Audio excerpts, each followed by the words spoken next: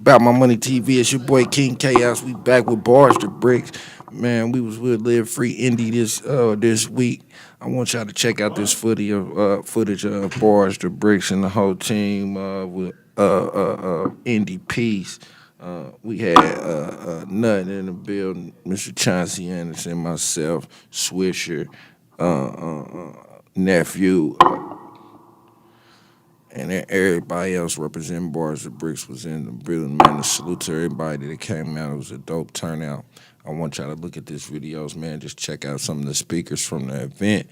Live Free Indy, man. We trying to change the times and be in the rooms, man, where these laws and where these elected officials are to hold their feet to the fire to actually do for the community and people coming home from incarceration, man.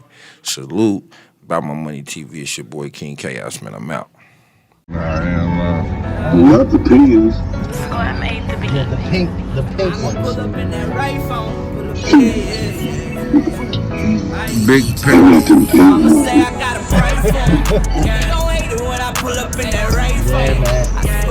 Bounce movement going on. Big. I see it shining. Big girl here. Big girl face.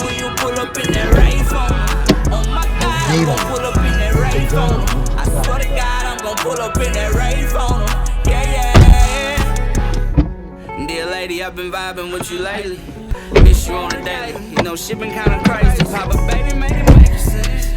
Everybody on the fence. I'm just trying to turn cents into dollars. To buying back my neighborhood.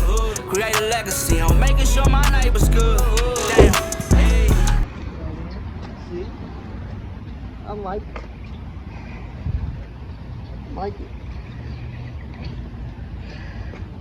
Show solidarity.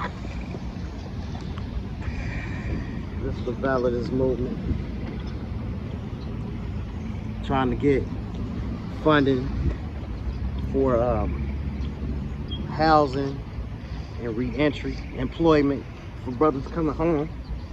Trying to get the city to come in agreement with us and get the money to the right organizations, not funding these organizations that are saying they helping us and ain't really helping us. But it's other causes that's gathering too. It ain't just about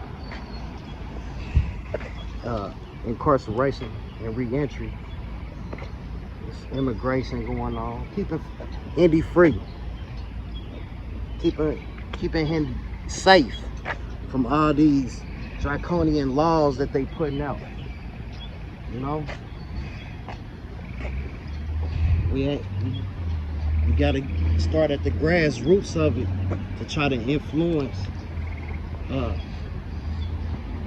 real positive change. It ain't about the lip service. It's really putting in the work. I want to pick up your phone, man. This nephew, he texting him, nephew, man, look, he hard to deal with sometimes, huh? Look, but I love him to death. We got a little nephew in the movement. What's your take, man? What's your take on this? Yeah, you see how it's like coming? You see, we can't see. It's like kind of dealing with like politics, so we can make sure we can speak from people our point of view. Yeah. See it from our point of view, because they not all looking at it at our point of view. They only looking at it from their point of view. So The only way you can have change is through different perspectives, man. Yeah. Absolutely. It's the same system for different causes. We all need to put our differences to the side and come together and fight for the same thing. It's a domino effect. Hey, you didn't even bring me that razor, huh? No, I forgot. I'll bring it. I'll get you tomorrow. I might be. Ugh. Come on. But I ain't gonna lie, that boy ain't working. That boy getting Irritated. hurting. Yeah. I'm thinking it's time just to. I got them good tweezers. Them motherfuckers. They got that motherfucker open it up. Them real tweezers, they got that sharp end. The metal boys. I'll open that motherfucker up and pull that motherfucker out. But this is the thing though. See, we always crying about Shit, but look at the turnout. I mean, not on no racist shit. But look at who's showing up. You know what I mean? You got a lot of white cats. There should be more of us. I mean, I'm glad that they showing up. Don't get it fucked up. That's because they involved in what's going on in their community. That's why we don't get change in our community, because we ain't at the table. Yeah. We got to start being at the table.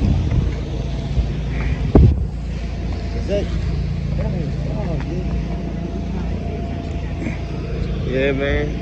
If I had to go get the address to somebody else. Who? I asked you for the address. Shamika got the address. I had to get it to her, yeah. Well, I had 2 meetings today.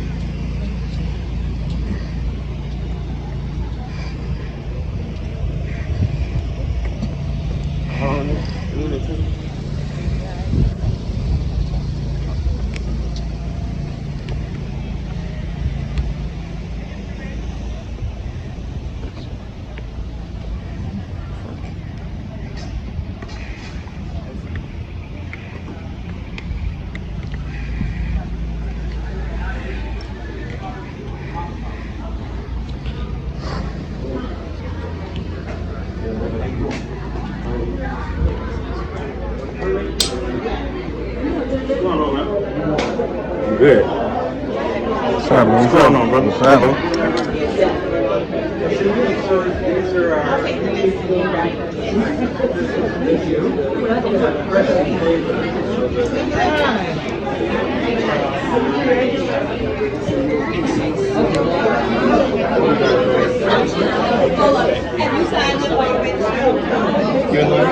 Go right here. I ain't signed up online. So we gotta sign up. Bro, you probably gotta sign up over here. Have you signed in, sir? No. Okay, come over here and sign in. Have you signed in? Okay, you just go ahead and... Now, you know, I'm saying the wrong thing. Have you pre-registered? You have pre-registered. Then that would be over there. Don't take it over there. Okay. Have you all pre-registered? Right here? Yeah. All right. You have? Then you go over there. Okay. If you have not pre-registered, then sign in over here. I'm so sorry, so sorry. Okay, time machine. That's where they're...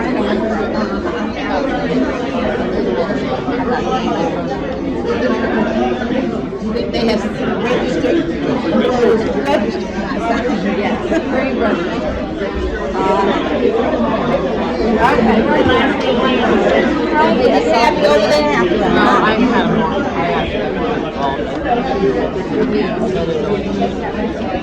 All right, and then you get a t-shirt over there. Okay? All right, thank you.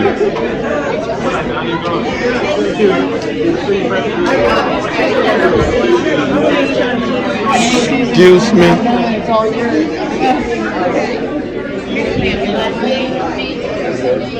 The large. Valid. How are you? How we doing? What's up, man? Yes. You want to make a one-time donation to support the movement?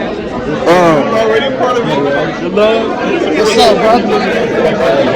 What's the donation for the Validus shirt? Extra large, Large.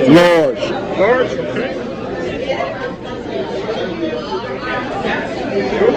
And we are taking a one-time donation of $20-25. If you ain't got it, that's all right, brother. You're part of the movement. No, I'm What's the size you can eat here, brother? Probably need an extra large, huh? Yeah, I got a large. Extra large. You guys can take one of these, scan the barcode. What's going on, my brother? Good to see you again, man. Is this?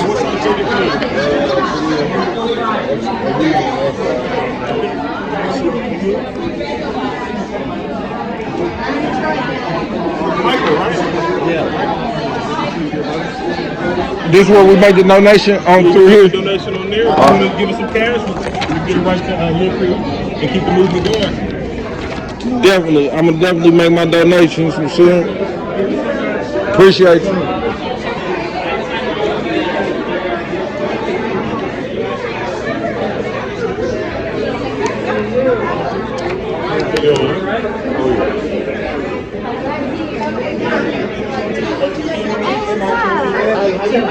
I'm good. How about you? Good to see you. Far so good. Like a good turnout.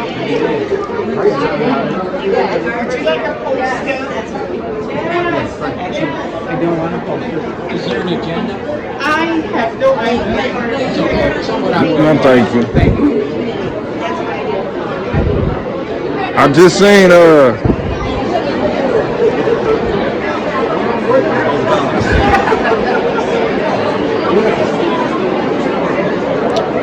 just seen Josh, he way up front. You hear me?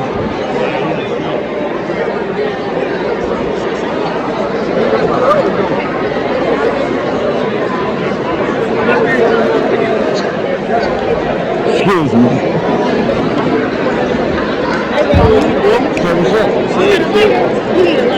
Yep.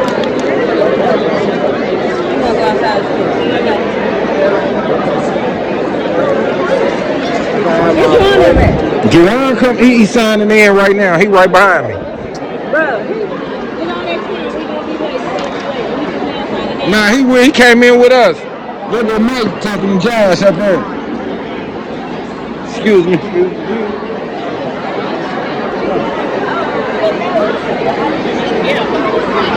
What's up, boy? What's going on? How you doing? I'm good. It's a good turnout. Yeah, that's what we were saying when we pulled up.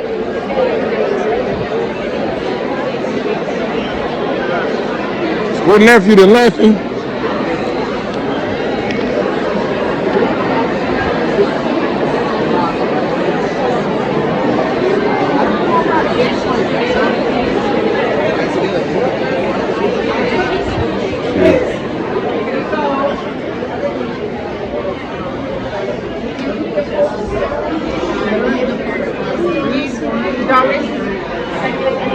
On the left.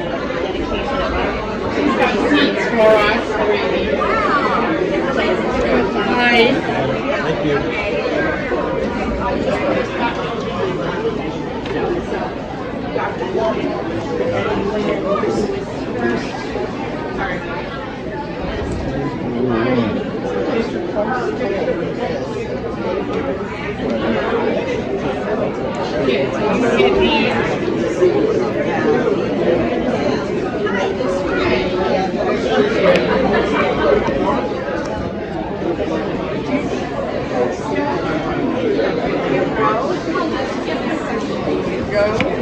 How you doing? How are you?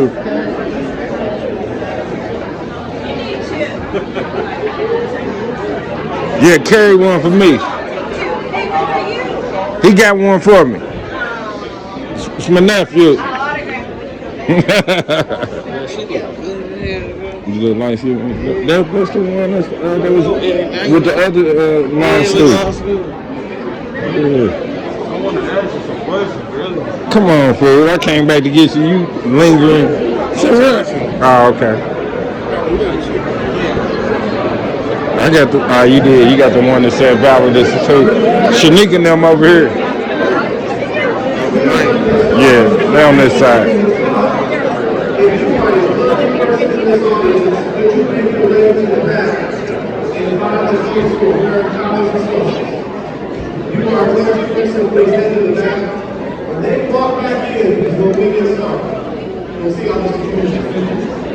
Excuse me.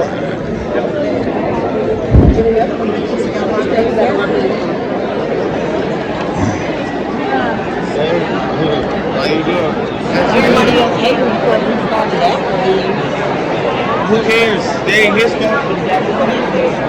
It just show you who the ones out here really be playing. Yeah, because they've been there since September and we got about 8 modules done out of 35. I'm trying to milk that money. The money for it runs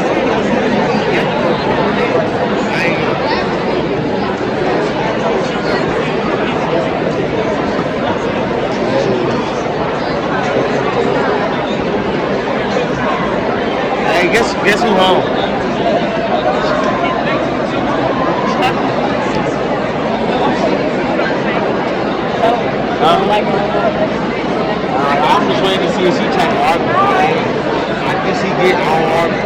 Look, I need somebody to do me a favor today. I need somebody to take my car and fill it up with some gas. You always need gas. Huh? You always need gas. What you said? What's some gas? Come on, give me some Shanika too. Yeah. I already got her. I already got you. Barz2Brickz. Does Steven graduate too? Yeah. With some niggas. And James. Yeah. All three of us finished. What are emojis? That's my picture. I hate pictures. It ain't the pictures of video. And I don't like them. Did you call Mr. Rachel?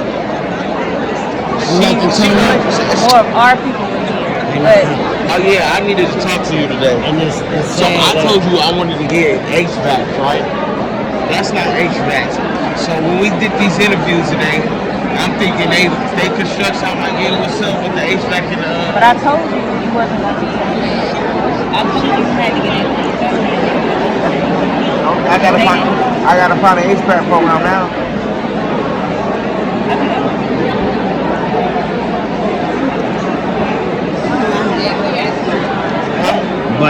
But you know what?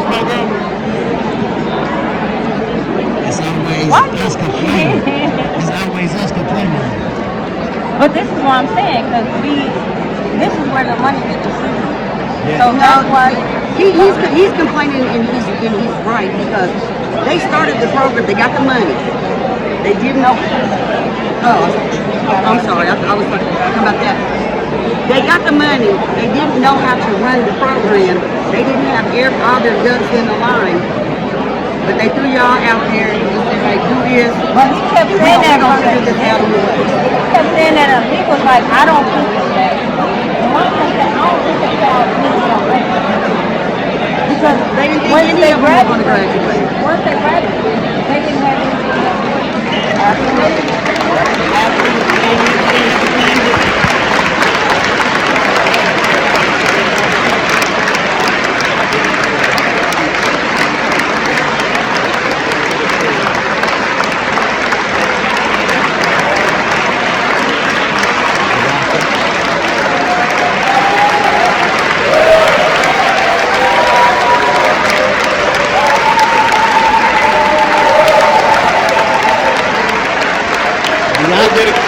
There goes Loke right there. Loke. Routine. Oh yeah.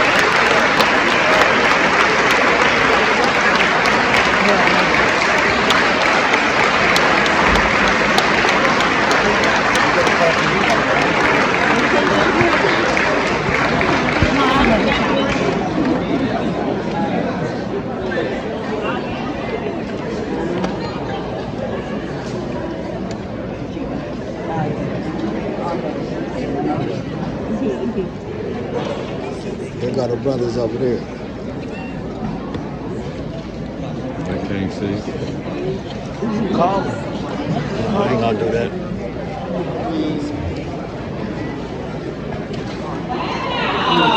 Good evening, everyone. Give yourself a round of applause.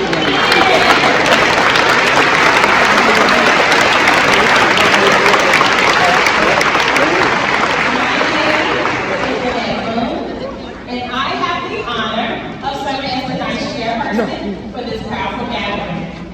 I proudly serve as the Essentials Committee leader of the Black Church Coalition and mission chair at University United Methodist Church, right here in Indianapolis, Indiana.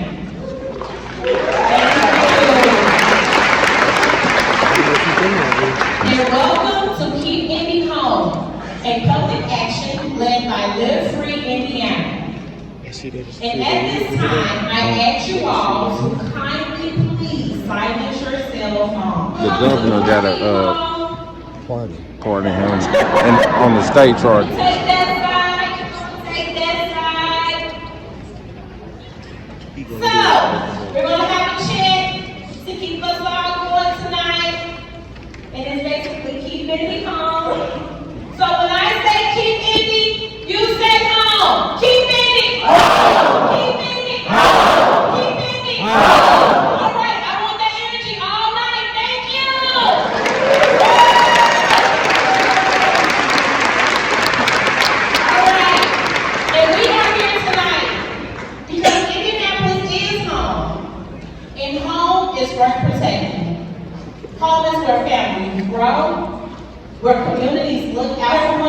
and where leadership listens to the people.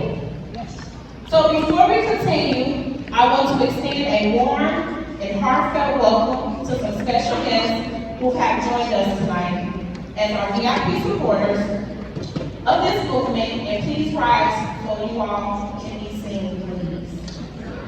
We have Councilor Carlos Perkins.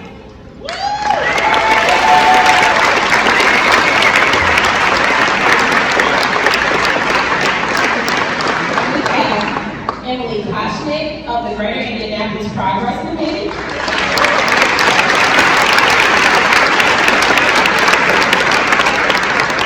We have Dr. Chelsea Herring-Cozy from Chip, Indiana.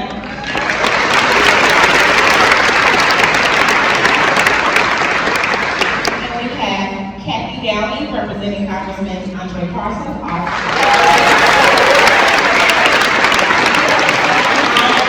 And your support. Thank you for standing with us this evening. Tonight is more than a public action, it's a movement. This work is personal. While Indy is home to many of you all, including my dear daughters, Gary, Indiana is also home for me.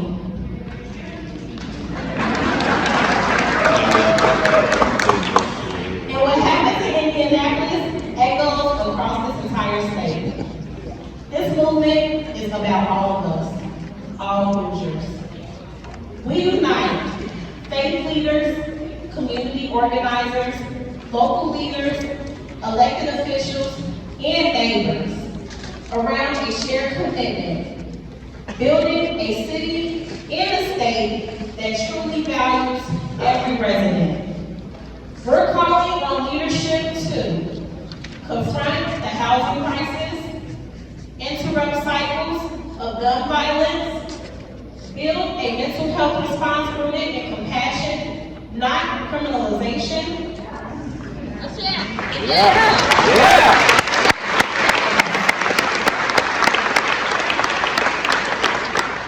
Protect immigrant families.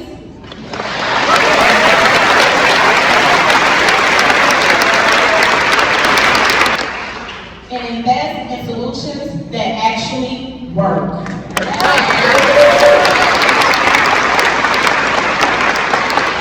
And of course, we know the list can go on and on and on. But that's why we are all here together, correct? Keep it? That's right. But let's be clear, this movement doesn't stop here. It continues in the small rooms, our church fellowship halls, Avenue Coffee House, Tease Me Cafe, this is a shameless plug. I knew that was gonna work. In those rooms, we ask, are you ready for those moments like tonight? Because real power begins where we gather with intention. And we don't always need cameras to tell us we matter. We need each other. We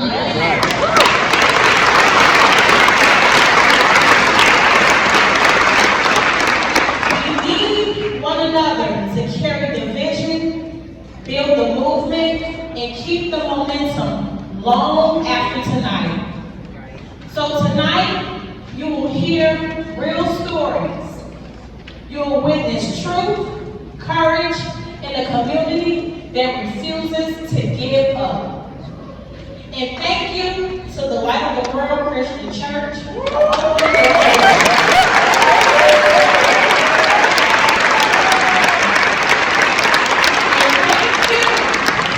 Thank you all for showing up as we prepare for the Pacers to head to the final. She's a good motivator. And let's rise together, let's move with purpose, and let's keep it. Keep it. Now let's begin with our credentials from Alicia Mitchell. Thank you all so much and welcome.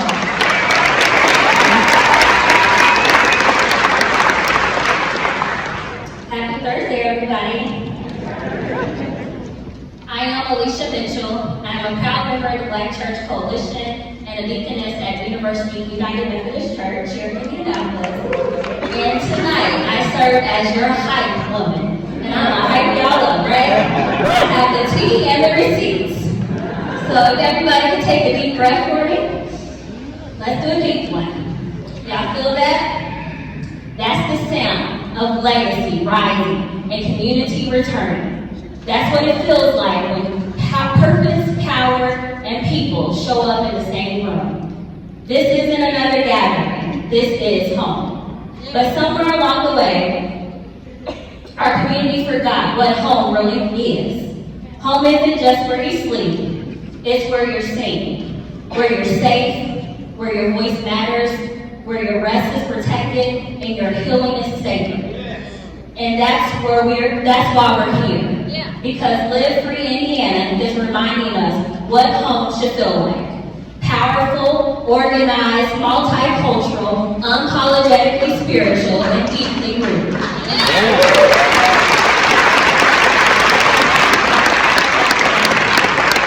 Alright, like this, we are Indiana's largest grassroots movement for a reason. Over 30 faith communities have been organized since the fall, and let me tell you this, we're not slowing down. We have the Black Church Coalition, give it up Black Church Coalition.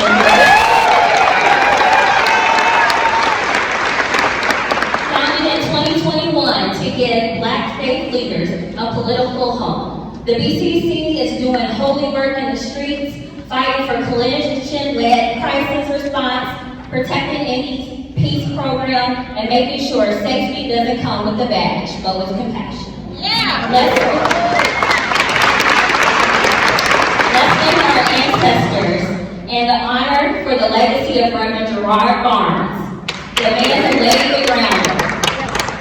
And let's also lift up the fierce and brilliant Rosie Bryant. She took the vision and she ran with it. We also have here an Indy Action Coalition.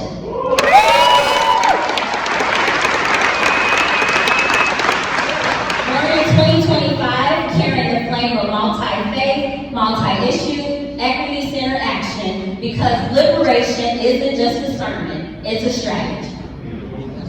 And don't sleep on the Validus movement. Let's give it up to Validus.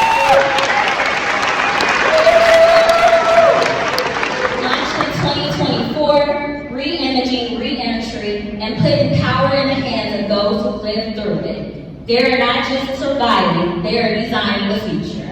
But listen, we're not in the room alone. We also have family from Indivisible in the house.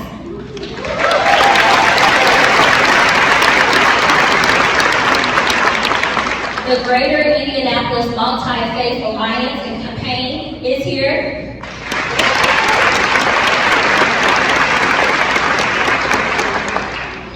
So best believe the streets are watching and heaven is taking notice. So if you came here to be quiet, wrong room. If you came here just to observe, wrong. Just get ready to organize because we're not playing politics. We're making policies. We're not just building programs. We're building a whole new way of living together. This is a movement, y'all. This is what home feels like when everybody's invited and nobody's disposable. Thank you.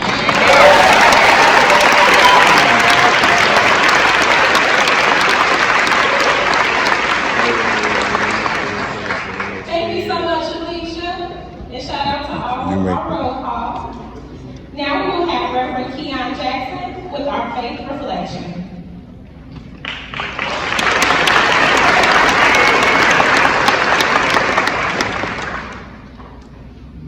Good evening. Good evening.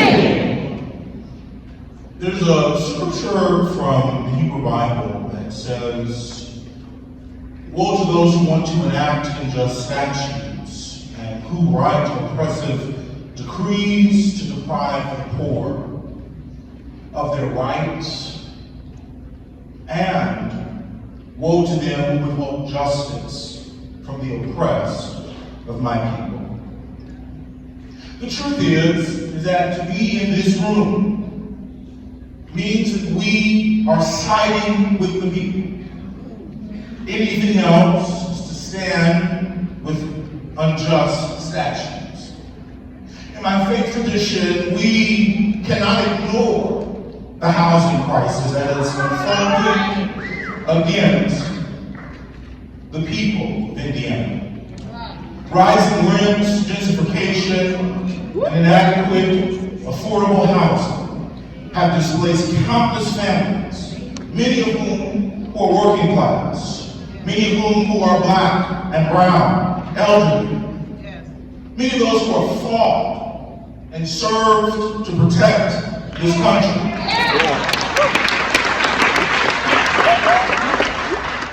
Even the dignity of the personhood of black residents, black Hoosiers in this state being questioned. This is not merely an economic or policy issue. This is indeed a theological one. Scripture calls us to be defenders of justice and champions of the poor. Isaiah said, is this not the fast that I choose? To loose the bonds of injustice and to bring the homeless poor into your house. God, across religion, has always sided with the displaced. Jesus being born in power, you've also done unto me. Yet these are Christians. Elected officials, yes, but these are Christians who have declared that this type of policy written into our national constitution was indeed a good one. Let us be clear that any attempt to reframe the 3/5 compromise as a virtue is an insult to the dignity of black life and a betrayal of God's liberating gospel.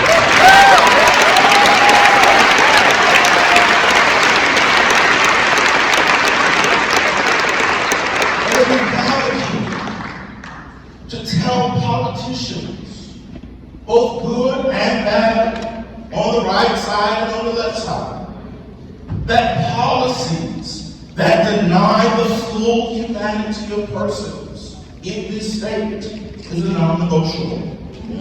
This is why, therefore, we must stand up for affordable housing, historical truth and communal dignity, and sacred unity. In a time where racist ideologies are being revived in political discord and public policy, silence is indeed complicity. Amen. Amen. Isaiah says, they shall build houses and inhabit them. They shall not build and another inhabit. We refuse to live in a state where only the privileged get to dwell secure, while the rest are pushed further into the margins. A just Indiana live free is a place where families are not split and or deported. A just Indiana is not one where a home is less than a human right. A just Indiana is not living in fear of loved ones, friends, and families at the risk of deportation. A just Indiana is not a place where folks have to question the status of their marriage. A just Indiana understands that home is what is needed to create humanity, diversity, equity, and inclusion.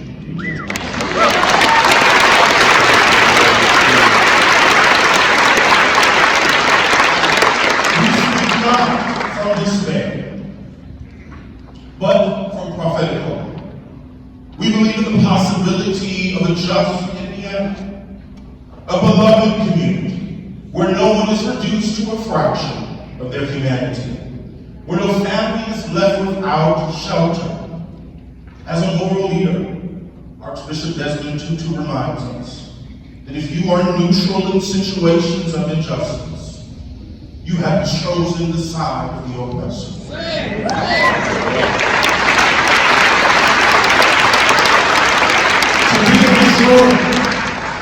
To be in this room means you have made the public decision to side with justice. And that moving forward, we must decide whether we will accept leadership from those who are unwilling to stand with the oppressed.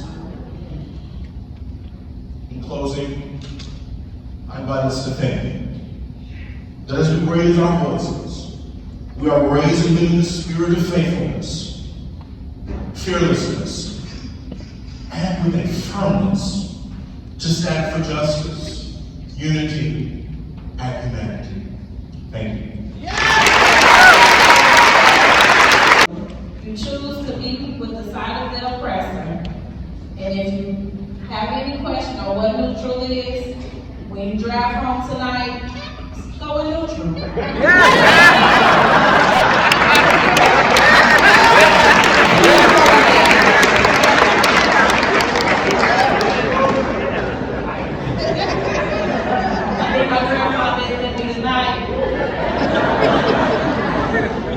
So now, we're going to go to our call for Better Indiana. And next up, we will have Devin Rush to give our state of our home.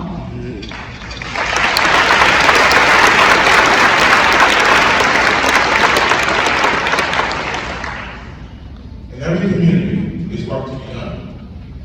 In every country, there are wounds to heal. And in every heart, there is the power to do it. Hello, my name is Devin Rush. I'm here today for Live Free Indiana and the Validus movement because I want to keep Indy home. You see, I was born on the east side of Indianapolis. Right? I bounced around a lot, from Holmes Road to 10th Street. I stayed over by the fairgrounds before we moved up to Kokomo. And in each one of these neighborhoods, it was one thing that was constant. The people needed community, but instead, they got over policing, they got divestment, and they got ignored. By the age of 16, I was waiting to adult court, which began a long and toxic relationship with the criminal justice system. I would end up doing 11 and a half years out of the next 18 years of my life incarcerated. I experienced everything from being drugged out of my home in front of my mother, to being locked in the cell for months on end, taking showers once, maybe twice a week if the guards found it necessary. You see, prison, matter of fact, incarceration, using that term doesn't do myself or those who are incarcerated in injustice.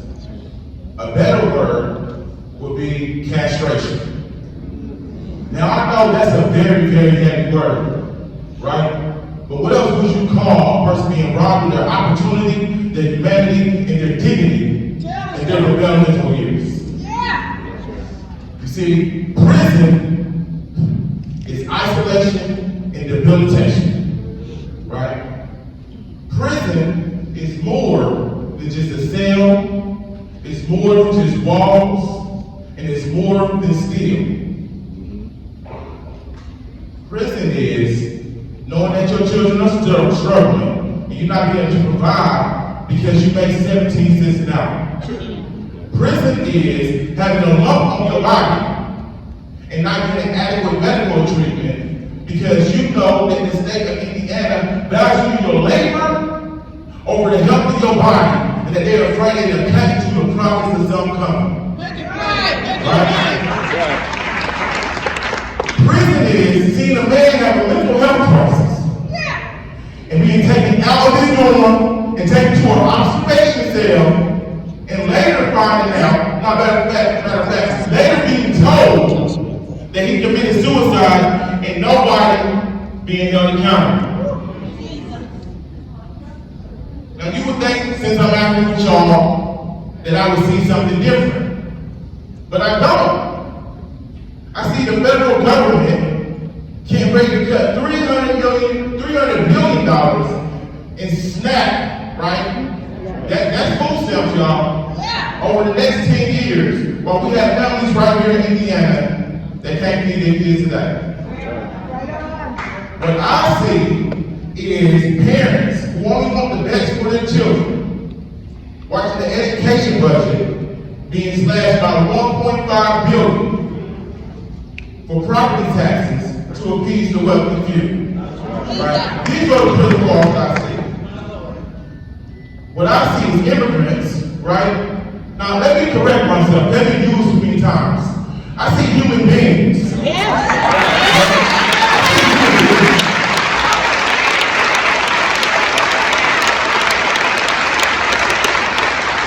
Afraid to pick their kids up from school because they know it's a high possibility that they'll be torn from their families and snatched from their communities. Right? Humans should never harm humans. And more importantly, our tax dollars and our systems should never be used to do it.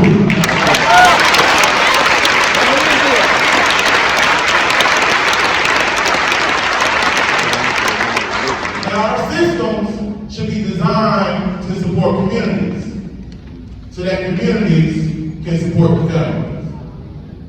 Now, I want to make this point. This is not just a conversation about dollars and cents, right? This is a conversation about priorities.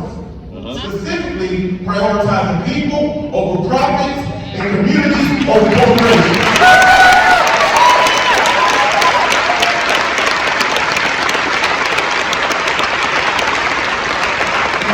And I want to share something with y'all. When I was incarcerated at Billington Correctional Facility, I ended up in a cell house that was locked down for weeks on end, right? For something that we had nothing to do with.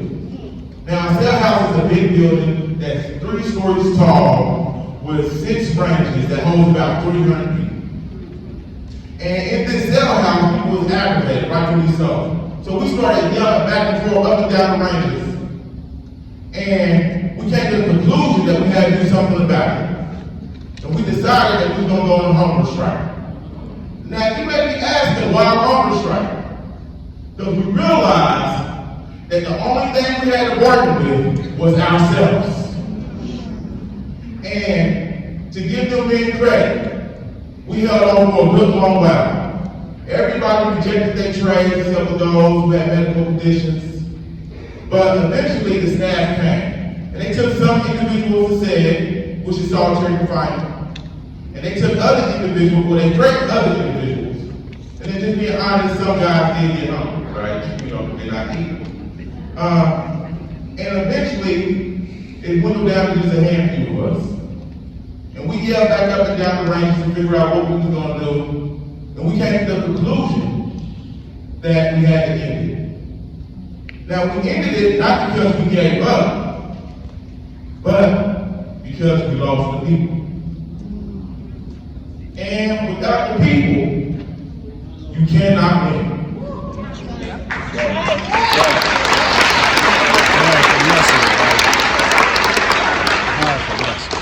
I remember crying as I made the decision to take my trade that day. We did get some wins, but that was a hard loss for me. But I learned something. That when you're trying to act change for the people, the only thing more important than the demands of the people is the morale of the people.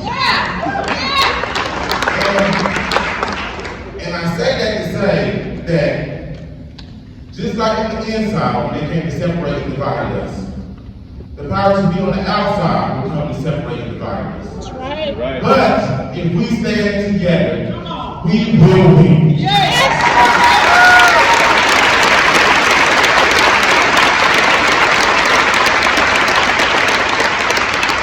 Now remember, I started this off by saying that in every community there is work to be done. And in every country there are wounds to heal. And in every heart there is the power to do so. I'll end by saying that if our leaders don't have the heart to build strong communities, then we need to have the heart to change our leaders.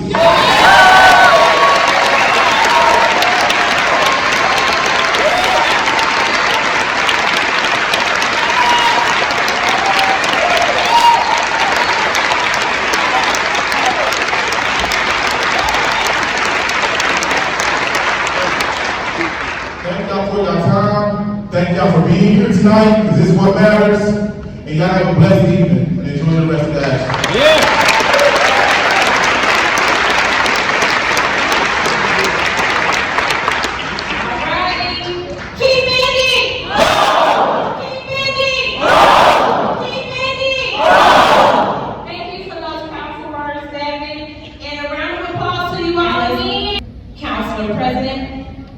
Thank you so much.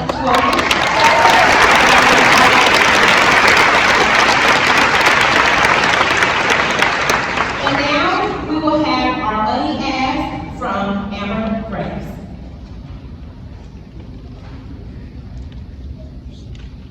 Good evening. My name is Amber Graves, and I'm a leader with the Black Church Coalition as well as in the community, many know me simply as a social worker. But what that title really means is that I stood on the front lines for people in crisis. I walked alongside individuals, families, and whole communities who are living in the unknown, with nowhere to go, no roof overhead, and no idea how they'll meet their basic needs tonight. I've seen the pain in their eyes. I've sat with mothers forced to choose between feeding their children or paying rent. I've met youth who sleep on park benches because there are no shelter beds left. I've heard the silence, and the one that comes after hope has been stolen by a system that was never built to protect them. Here's the truth.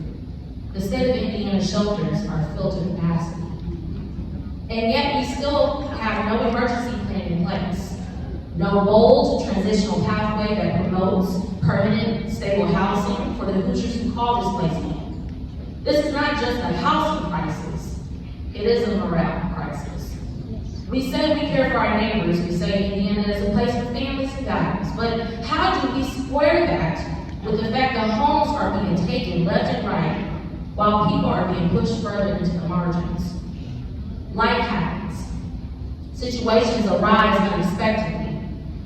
A job is lost, a medical emergency strikes, a relationship ends, and suddenly someone is out on the street. If that could happen to them, it definitely can happen to anyone in this room. So I ask you, where is the individual's power when all security has been stripped away? That's why tonight we're being. This is a movement. It is a declaration that we refuse to accept homelessness as normal. It's a belief that every Hoosier deserves a place to call home. So let's keep it going. Let's lift our voices together. Let's turn compassion into action, and let's support into real change. Let's keep Indy. All right, let's keep it on. And last, we will hear from Bonnie and Fiesta with their life testimony. Give them all a round of applause.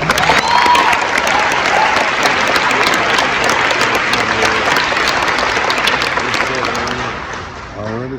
7. Black Church Coalition. I'm here because I want everyone to feel safe and have a sense of belonging in our community. In the late 80s, through a series of important events, I became the manager of a unit known as the Dungeon. It cared for the prisoners of Indiana and the inmates of the Marion County Jail. Our responsibilities included providing safe, quality nursing care to the patients. Everyone deserves to feel safe and secure when they have to go to the hospital. Don't you agree? Yes. In my first weeks there, I found a drawer full of coconut cookies in the kitchen, not in cellophane or container. I thought, for these people, look at have bugs all over the place. How would you feel if I delivered food to you that either contained bugs or had bugs that went all over it? I discarded anything not labeled or in a sealed package. Then posted a few weeks passed without a phone call, return memo, or visit. Those in power don't care about the conditions down here. Early one morning, I arrived to check on my night crew. The station was empty except for a cup of coffee. I went to see if the nurse needed anything because the guards were notorious when I accompanied my staff in the patient rooms, which was the rule. But who follows rules? A few days later, the specimens were on my desk. I placed the first one in the middle of my boss's desk.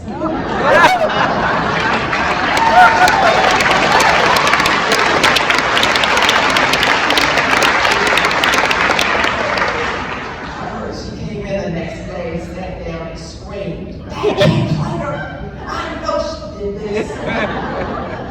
I didn't. You're sitting in your nice, clean, plush office upstairs, and we're down in this roach-infested, dirty, dark place trying to take care of sick folk. Before the week was out, the head of housekeeping and maintenance came down with that type memo. He walked in scared to death, and I just looked up at him. We live down here 24/7. Let me get my flashlight and I'll show you what needs to get done. Before he left, I said, "I'm glad you came down, because I was going to send you a gift." I went to my desk and held up the second huge specimen. He recoiled, but changes started happening. I've been asked about the third roach. If I had not started to get significant satisfaction, it was designated for the physician responsible for running the hospital. True, I could have lost my job, but I know I had done my job. And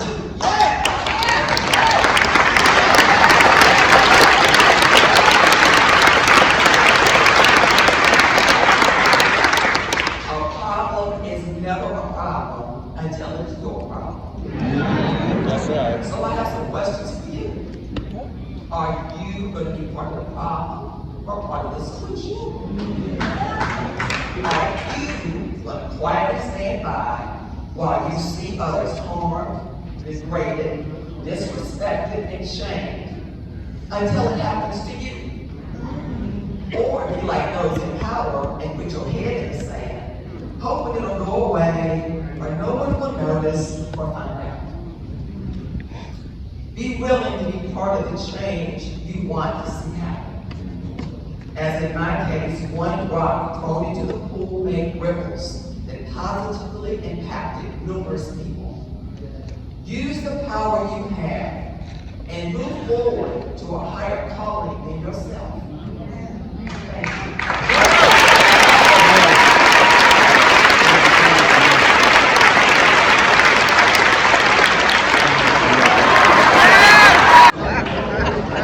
But you got the message. Change.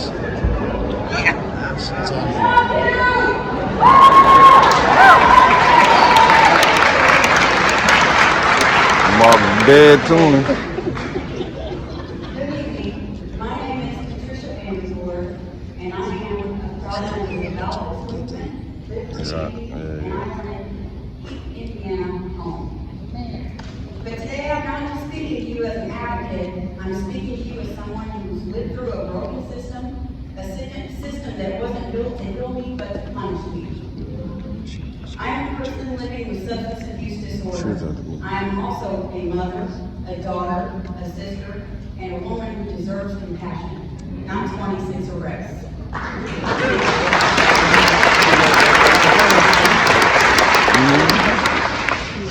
At some point, being arrested became normal. Every time I saw a police officer, I knew I was being arrested. I was so familiar with the jail that guards knew me by name. I wasn't seen as someone struggling with disease. I was seen as a repeat offender, a lost cause. Each time I was released to the streets, no home, no help, just a bracelet and a label of house arrest. But you can't be on house arrest if you don't have a home. I wasn't a criminal, I was sick. I needed treatment, not trauma. But the system didn't see that. And in its failure to treat my disease, it stripped me of everything I was and everything I could be. My addiction and the justice system not equipped to support people like me robbed me of being a mother to my children, that my children deserved, and the woman I had potential to become. Eventually, I ended up in prison several felony convictions later during the COVID-19 pandemic. We were packed together, sick, afraid, and told that we were all going to get it anyway. Locked in ourselves 24/7, we were treated like we didn't matter, like we were less than human. I was offered programs in prison, but most of them weren't designed to help me heal. They were just check boxes for time cuts and for early release. What I needed was real help. Not a class to get out quicker, but tools to stay out good. And those tools were hard to find behind bars. In those 3 years, I missed watching my children learn to drive. I missed prom. I missed graduation. I missed milestones that I'll never get back, not just because of my addiction, but because of a system that repeatedly failed me and my children. But here's where my story began to change. I made a decision that I was never going to use again. I knew I needed real help. When I was up for modification, my case manager told me they couldn't help me with housing unless I had an actual release date. I was desperate. I wrote the Seeds of Hope program. The Seeds of Hope program gives women like me a real shot at healing and rebuilding. They accepted me. 3 days after I was modified, I was released into community corrections on 11 years house arrest. And then the Seeds of Hope. I arrived with nothing. No ID, no birth certificate, no social security card, just hope and determination. As I worked to piece my life back together, I couldn't stop thinking about the women who didn't have what I had.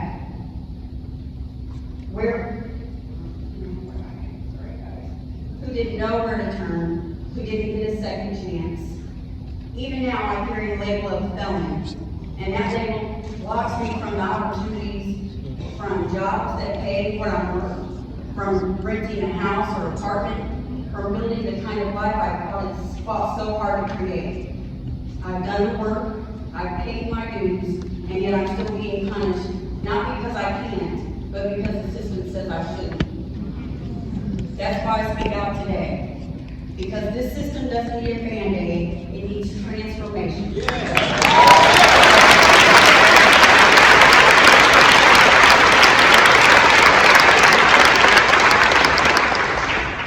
We need reentry programs that understand addiction is a disease, not a crime. We need jobs that pay formerly incarcerated individuals the same as anyone else, because we are just as capable and we are just as valuable.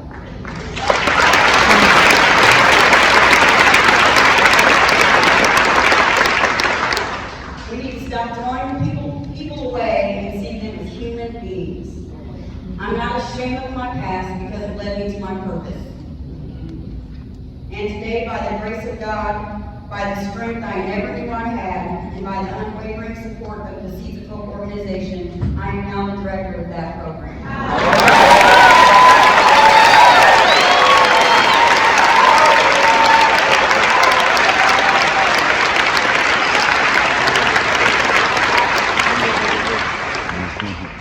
I now help other justice-impacted women find their purpose, just like I found mine. I get to look women in the eye and feel as broken as I once did and say, you are not alone, you are not a lost cause, and you are worthy of recovery. And this is why I stand before you. Because reentry shouldn't be about surviving, it should be about thriving.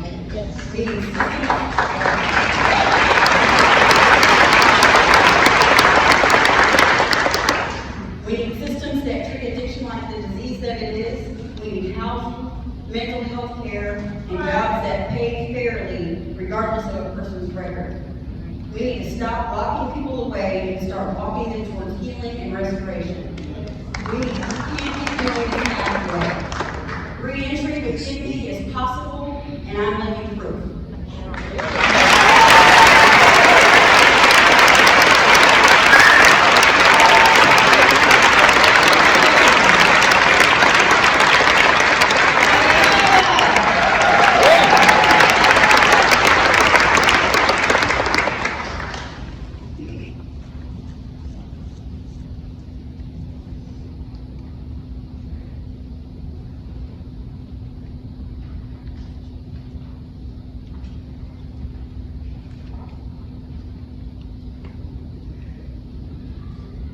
First, I have to wake up the dog. Then I have to give her a treat for waking up.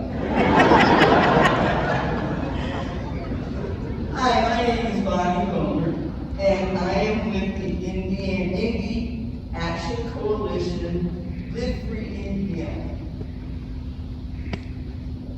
They told me I didn't belong, that I wasn't enough, that someone like me should be locked away. But here I am, and I'm fighting to keep Indy home. For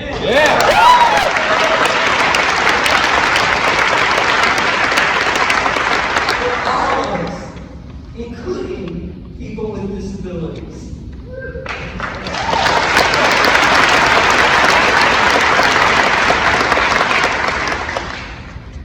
When I was 11, my grandparents decided to take me to a faith healer. He laid hands on me, shouted, and shoved me back. And when I wasn't healed, he told me it was my fault. He said I didn't have enough faith. For years, I believed that God didn't love me. I thought I was unworthy. I thought I was broken. I thought that I didn't belong. When I was a baby, a doctor told my parents that I was hopeless, that they should institutionalize me and forget about me. Thank God my parents didn't listen.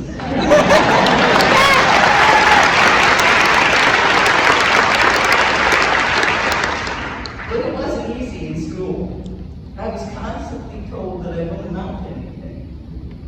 Later in my life, churches told me that I couldn't leave. That making materials in large prints so that I could worship alongside them was too expensive. That including me just wasn't worth it.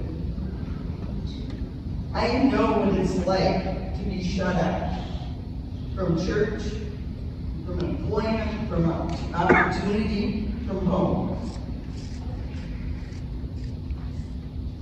But who's the villain? It's not a person. It's the systems and those that prop up the systems.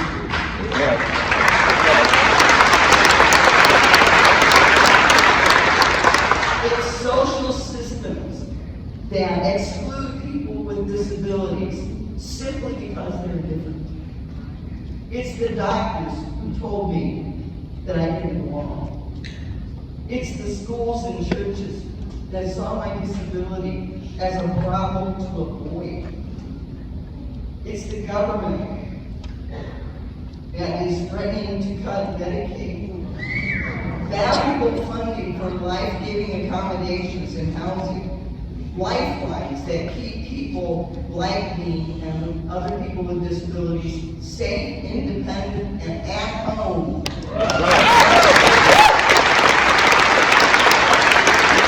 Treat us, they blame us like we're victims, and then treat us like we're villains.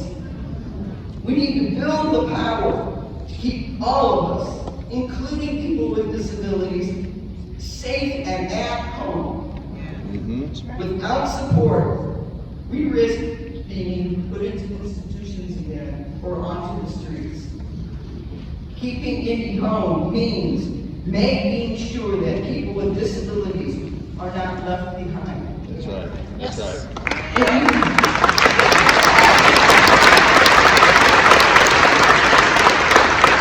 It means funding housing, healthcare, and transportation that includes all of us. It means building a city where no one is told you don't belong. That's right.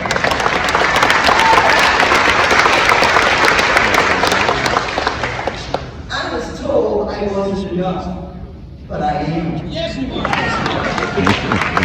Some people say I'm a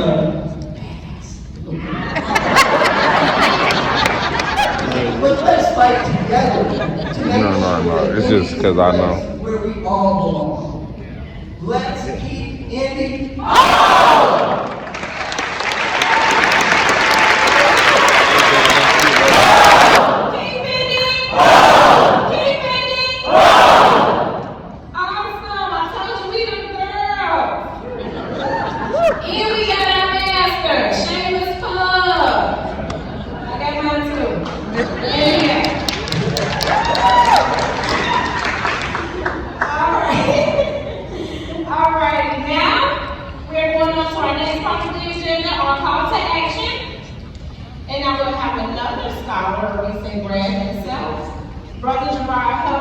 with his research report.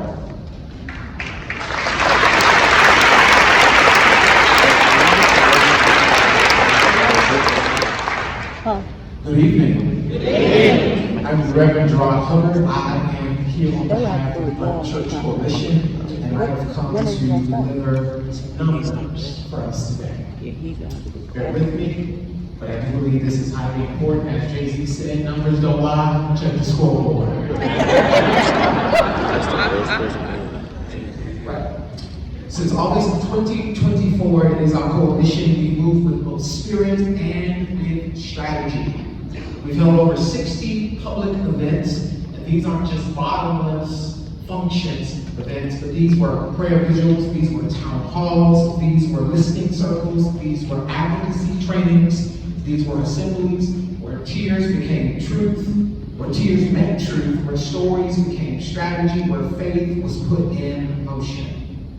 See, in these events, Lord, we created new networks of solidarity that reminded us that radical possibilities of faith were actually in play. And in doing these public events, we engaged over 800 leaders. Give yourself a round of applause.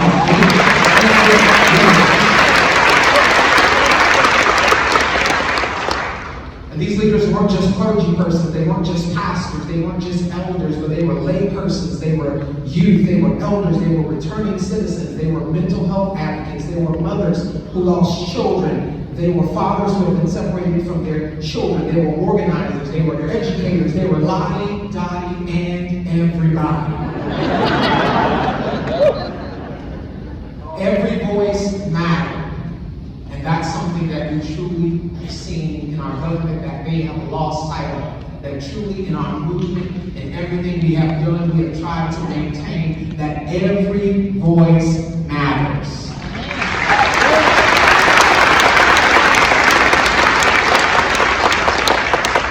In doing so, we had to not just have these gatherings and these circles, but we had to engage the people, we had to hear the people, we had to listen to the people. We weren't just there to tell them what they needed, but we wanted to actually hear what they needed.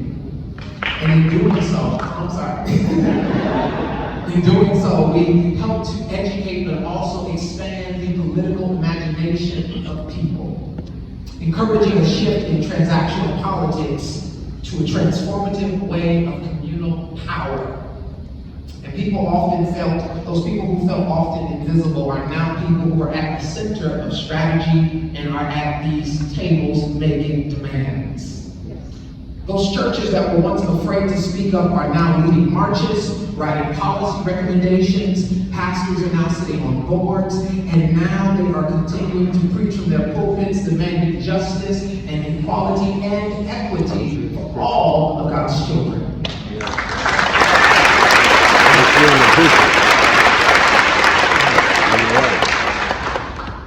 So in that, what did we learn? I told you a bit about who we are and how we got here and what we've done. But what did we learn? First of all, we learned that people truly do care about issues.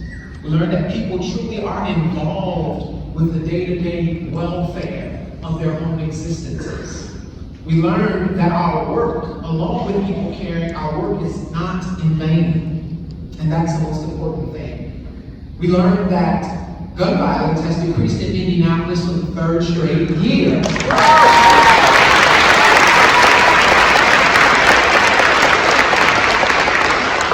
a 29% reduction, which is the most significant annual decrease we've seen in decades.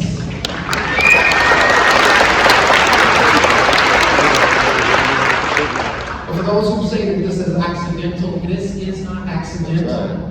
It's by way of strategy, it's by work of dedication, it's by power building. It is a people coming together, seeing these issues, tackling these issues head on in community-based intervention, trauma-reformed outreach, and are coming together to give resources to these issues. That's right. And what we learned is that when people are offered opportunity, mentorship, and healing, they choose not a death-dealing life, but they live in life-giving possibilities. Yes.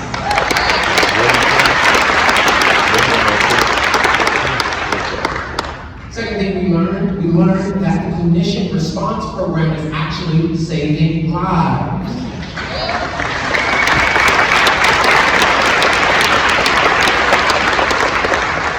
98% of calls handled by the clinician response team resulted in outcomes without arrest, without outcomes of arrest or police escalation.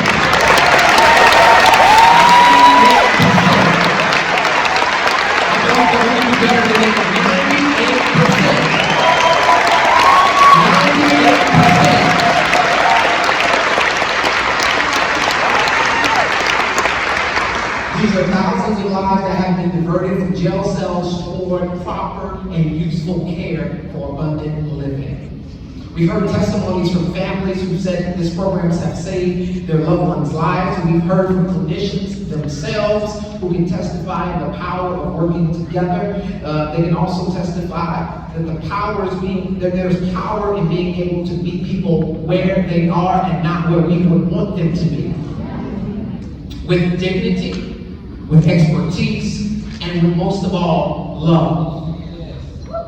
This program affirms the theological truth that people are not disposable, that every person is made in the image of God and deserves response, not repression, and when they are in distress, it calls us back to the heart of justice, compassion, and care, rather than into control and punishment.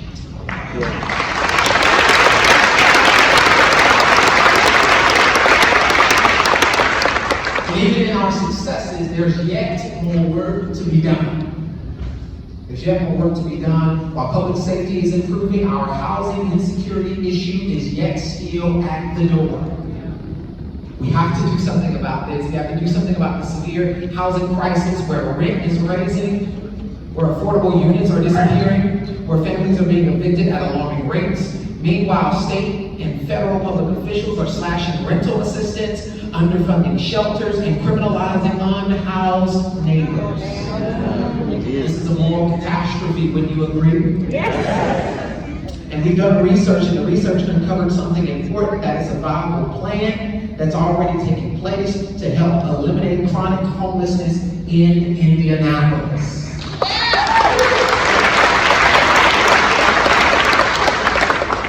This plan is grounded in research developed by experts and supported by community organizations. It's not theoretical, it's not intellectual, it is something that we believe works. This is a roadmap that can make a real difference. It includes supportive housing, it includes wraparound services, it includes trauma care, and the political will to act boldly, known as Streets to Homes. This initiative is data-driven and has worked in other larger cities, and foundations, both corporate and private, have yet started working to back that program. I think that deserves a round of applause.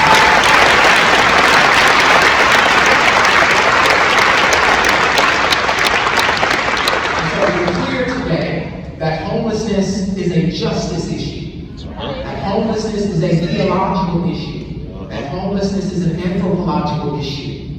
It is an issue that deserves to be handled and tackled head on. And it's in that we ask the question, what do we need to do? What are we needing? What are we requiring of our leadership in partnership with ourselves? First, we need to fund Streets to Homes Phase 2, which is a huge step toward addressing chronic homelessness. We need to invest in our neighbors who are returning home. We need to be asking for multi-million-dollar investments to support returning citizens getting access to homes after incarceration. We need to fund our public safety programs that work for everyone, not just some, but for everyone. And it is fully funded Indy Peace and clinician-led crisis response. These are things that we need to do. Lastly, as I close, we need to continue doing what we set out to do in the beginning. And what is that? We need to listen deeply. We need to govern justly. We need to choose people over profit, healing over harm, futures over fear. We must not be silent. We must speak out. We must speak up. We must remain organized. We must work together. We must value people. We must fund housing. We must dismantle mass incarceration. We must end ICE contracts. We must invest in communities. We must create and get justice. Work on our water and righteousness like our streams. I believe we can do it. You believe that you can do it.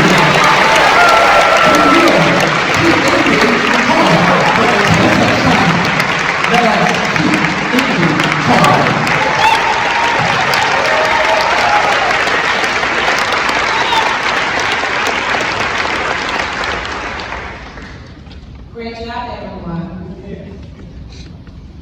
And now, we will have a message from Mayor Hobson.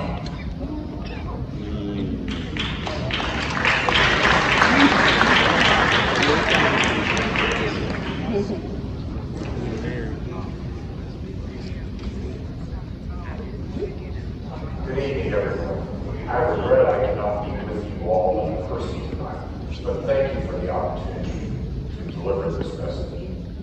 As mayor of the city of Indianapolis, I am as committed as ever to serving each and every one of our neighbors. My entire administration, we all believe that all residents of our great city deserve to lead happy, healthy, and fulfilling lives. And we work to deliver on these commitments of ours every single day. This year, as I'm sure you all are aware, the city of Indianapolis is facing new budgetary challenges. However, I'd like to take this moment to reassure you all that this does not mean a change in priority for us. We are going to continue to support many of our most vital programs. This includes our gun violence reduction strategy, for one. Since we implemented this strategy in 2022, criminal homicides in our city are down by nearly 50%. That is no small feat. And much of this success we owe to one of its primary components, the Indy Peace program. Indy Peace, our team of life coaches, outreach workers, and violence interrupters, has touched the lives of so many in our city. Since 2021, they have graduated 49 individuals from their fellowship program. They've launched the first hospital-linked violence intervention program in the state, conducted numerous neighborhood stabilization plans, and hosted cities around the country who come here to learn from their work, the work they're doing here in the city of Indianapolis. And in 2024 alone, Indy Peace violence interrupters mediated 377 conflicts. This team is making a real difference in our communities, and that's why we intend to sustain their forward momentum into the coming years. And speaking of the coming years, IMPD is currently working to develop their strategic plan that will shape the department's future. During this process, they are prioritizing public input. You can make your voice heard by filling out their community survey, which is open until June 12, or by attending community listening sessions, which have been designed to facilitate conversations between the public and an objective third party. Of course, we're also continuing to invest in other avenues that prevent people from entering our justice system. One such avenue is our clinician-led community response team. Every day, as a result of this program, individuals suffering from mental illness are receiving treatment from a team of trained professionals rather than spending the evening in jail.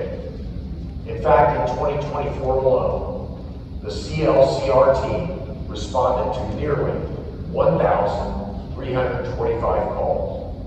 And this number continues to grow with each passing year. The demand for this service is clear.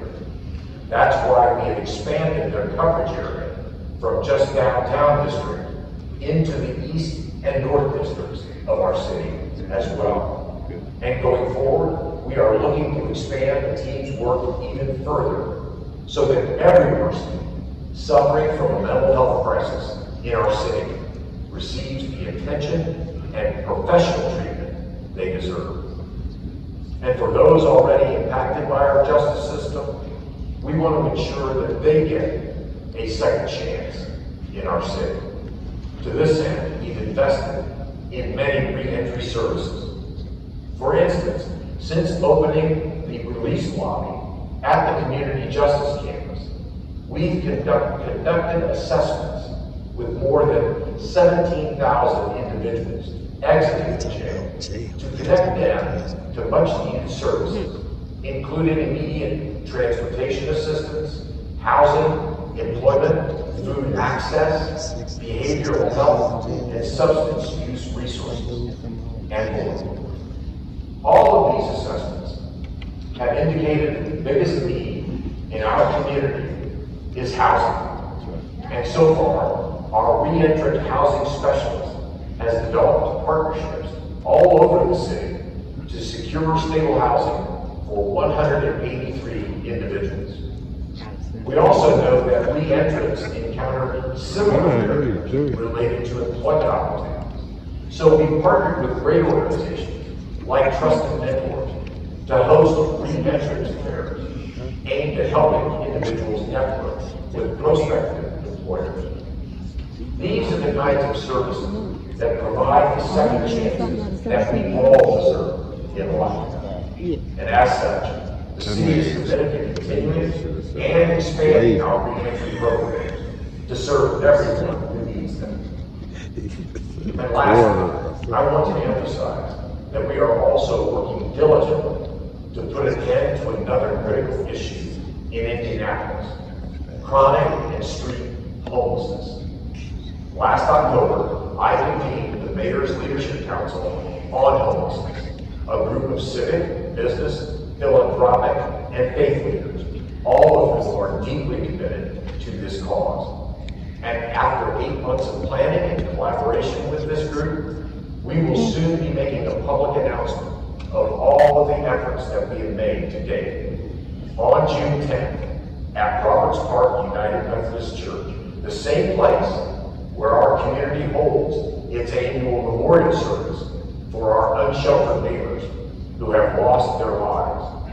I invite you all to join us to hear about our new Streets to Home Indy initiative and how it will enhance the way we respond to homelessness in Indianapolis, continuing our commitment to putting housing first for our community's most vulnerable residents.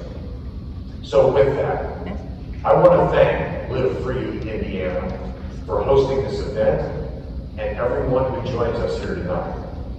The city of Indianapolis is grateful to have people who truly care about our neighbors, such as all of you do. Once again, I apologize for not being able to join you all in person tonight. That being said, I'd be more than happy to meet with your leadership in the coming weeks to further discuss your organization's goals, many of which I believe we share. Together we can forge a brighter future for the city and everyone who calls it home. I thank you. With encouraging words. Thank you.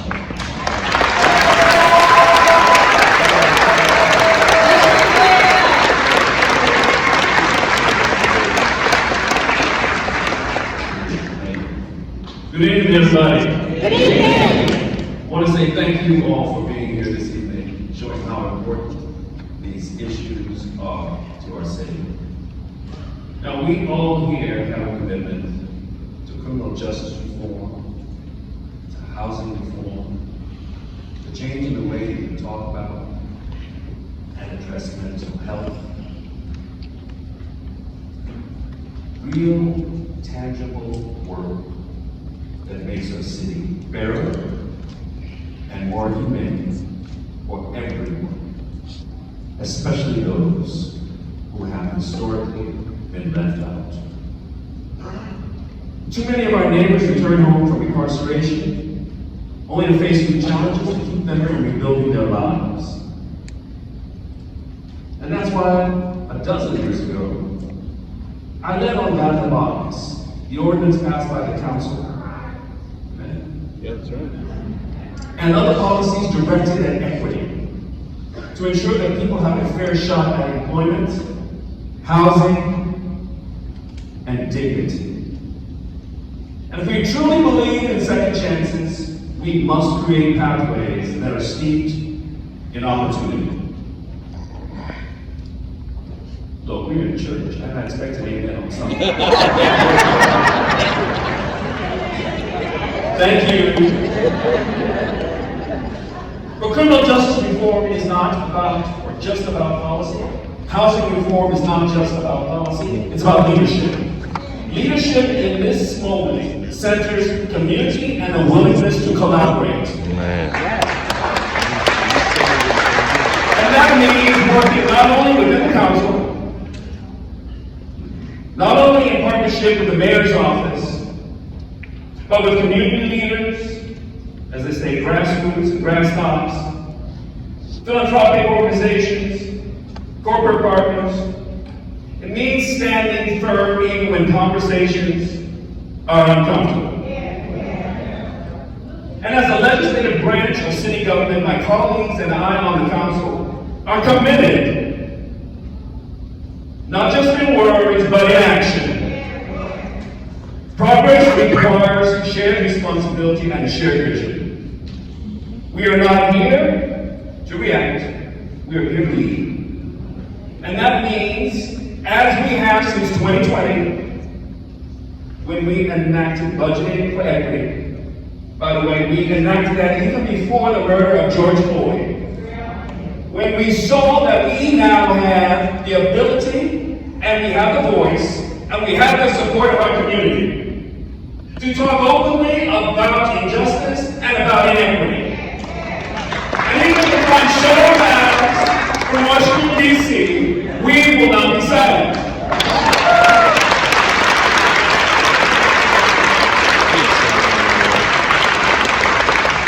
This means aligning our budget priorities with our values. Drafting policies that reflect the lived experience of the people that we serve. Consistently, transparently, and with purpose. I am committed to this work, committed to justice that transforms, leadership that listens, and a vision for this city that leaves no one behind. So my ask of you all in this room here, as we continue to move forward, is that we work together in coordination and in collaboration. Do I need to say it again? In coordination and in collaboration.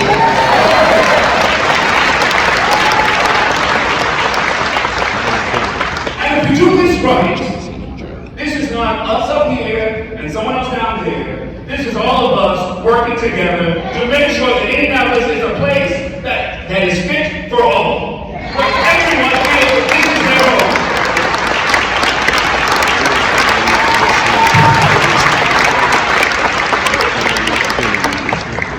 So let me just say this again. Your work, our work, my work, my colleagues' work shall not be in vain.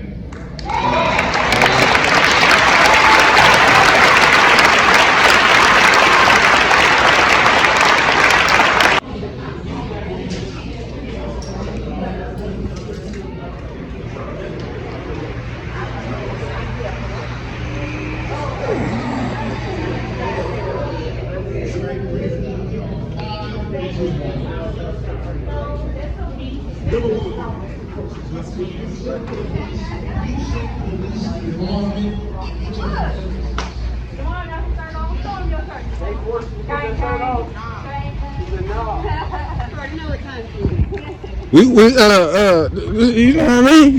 You gotta put mine on over top, man. You know what I mean? You know what I mean? This serious violent felon making change. Goddamn.